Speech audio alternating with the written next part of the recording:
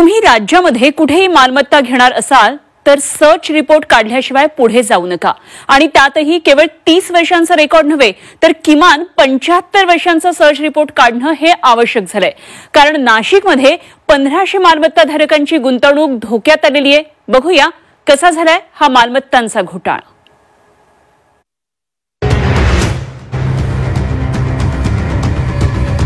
नाशिकच्या शरणपूर गावठाणातल्या 125 इमारती धोक्यात।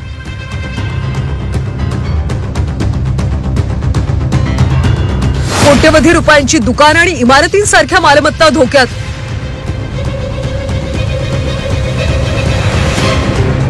मनपा नगररचना विभागाने दिलेल्या परवानग्या संशयाच्या भोवऱ्यात। नाशिक शहरात कॅनडा कॉर्नर परिसरात असलेल्या शरणपूर गावठाणात मोठमोठ्या व्यावसायिक इमारतीत कोट्यवधी रुपये किंमत असलेली दुकानं आहेत। इथं दुकानाचे गाळे असावेत यासाठी अनेकांनी कर्ज काढून मालमत्ता विकून गाळे घेतले, पण या मालमत्ता धारकांची गुंतवणूक आता धोक्यात आली आहे। इथं आम्ही आज 30-1 वर्षापासून इथं आम्ही शॉप घेतलेलं आहे। माझा झेरॉक्सचा बिझनेस आहे आणि या प्रॉपर्टीची आम्हाला एवढी माहिती नव्हती बा, आम्ही निर्माण बिल्डर कोणती विकत घेतलेली। पण आता असं ऐकण्यात आलंय का बा इथे फार प्रॉब्लेम झालेले आहे प्रॉपर्टीविषयी, तर ते लोकांनी याच्यावर काहीतरी निर्णय सरकारने आमच्या लोकांचं काहीतरी करायला पाहिजे। नाशिक डायोसेशन काउन्सिलच्या सदस्यांनी मार्च 2001 रोजी दस्त नोंदणी करत विकासकांच्या नावानं बेकायदेशीर विक्रीचा दस्त नोंदवला। धर्मादाय आयुक्त कार्यालयाकडे खोटी माहिती सादर करून भूखंड बळकवण्याबरोबरच विक्रीचे आदेश प्राप्त करून घेतले। धर्मादाय संस्थेला भूखंडाच्या विक्रीसाठी धर्मादाय आयुक्तांची परवानगी घ्यावी लागते, मात्र कागदपत्रांचा घोळ करत जिल्हाधिकारी कार्यालयाकडून 7/12 उतारावर वर्ग 1 मध्ये जमिनीचं रूपांतर करून 125 इमारतींना परवानगी देण्यात आल्याची बाब समोर आली आहे। नाशिक डायोसेशन ट्रस्ट असोसिएशनच्या मूळ मालकीच्या जागा बळकवणाऱ्या 37 विकासकांवर आता सरकारवाडा पोलीस ठाण्यात गुन्हा दाखल झालाय।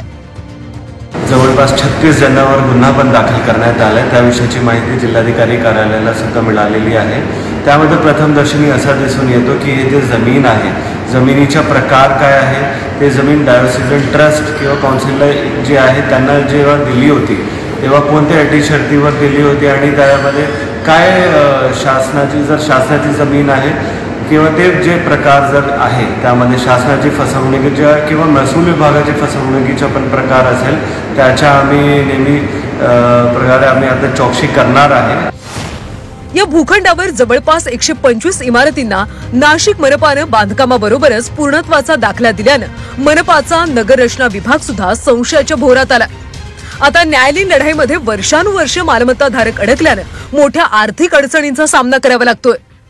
आम्ही 95-96 ला हे जमीन इथं प्लॉटमध्ये आम्ही शॉप वगैरे सगळं परचेस केलेले होते, पण आम्हाला त्याच्यानंतर येतं स्टे आला म्हणून ना खरेदी होते ना विक्री होते ना काही होते ना त्याच्यावरती लोन चढवलं जातं। आता माझ्या मुलाला शिक्षणाचा प्रश्न होता, त्याच्यावरती मला लोन काढायचं होतं, पण तो पण प्रश्न मार्गी लागला नाही। आयुष्यभर जमवलेली पुंजी फायदेशीर ठिकाणी गुंतून आयुष्यभराची सोय करावी अशी सामान्यांची आशा असते, मात्र अशा घोटाळ्यांमुळे गुंतवणूक करण्यापूर्वी जमिनींचे वर्षानुवर्षांचे रेकॉर्ड तपासणं गरजेचं आहे। योगेश खरे, झी 24 तास, नाशिक।